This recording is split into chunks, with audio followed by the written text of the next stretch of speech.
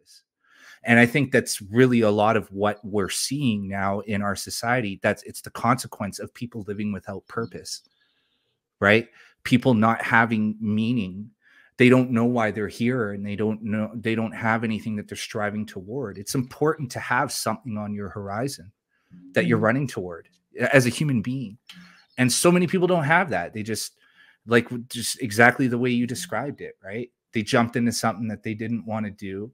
And then they hit 30, 35, 40 years old.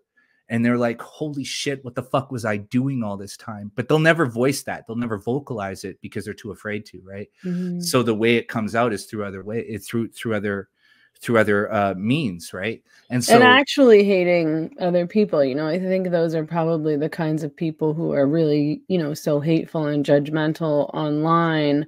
What the far right, the working class, the convoy people, the conspiracy theorists, the anti-vaxxers, the transphobes, and so on and so forth, because they're at home and they're miserable and unhappy and, clacking around on the internet, accusing other people of being hateful when in fact they're being very hateful. And, that's what miserable, unhappy people do, and they don't know how or aren't willing to change their own lives and just go out and touch grass, and they take offense when you tell them to do that. I'm like, honestly, it'll really go for a walk in the woods, try to get some exercise. Maybe you should move.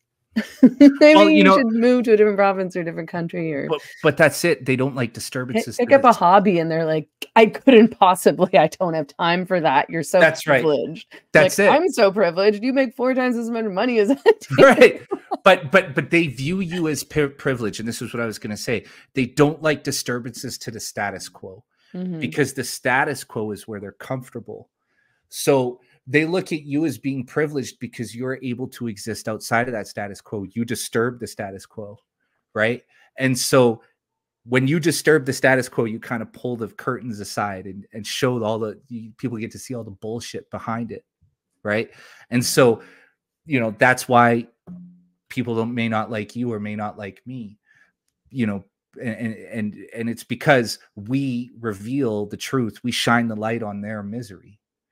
Right. And so, I always look at them with, like, I know so many people who are making like 6 figures doing some bullshit job that they fucking hate.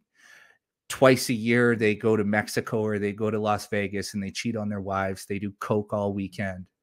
And it's like, you're doing that because the pressure, the misery gets so overwhelming that it's your only option. You have to get on a plane and, go have sex with some poor girl from an abusive home, and fill yourself up with drugs and alcohol just so that you can continue on the path that you're on and not collapse under the weight of your own misery. Right. And so, like I said, for me, I at 40 years old, I just figured all this out. I just figured it out, and I'm lucky because I had the space to, and because I'm an outsider. Right. I was never part of the in group or the cool group. So I always had to figure things out on my own. And now that I'm here, I wouldn't trade it for fucking anything. Honestly, I wouldn't trade it for shit. And I'm making a fraction of what I used to make in terms of an income. So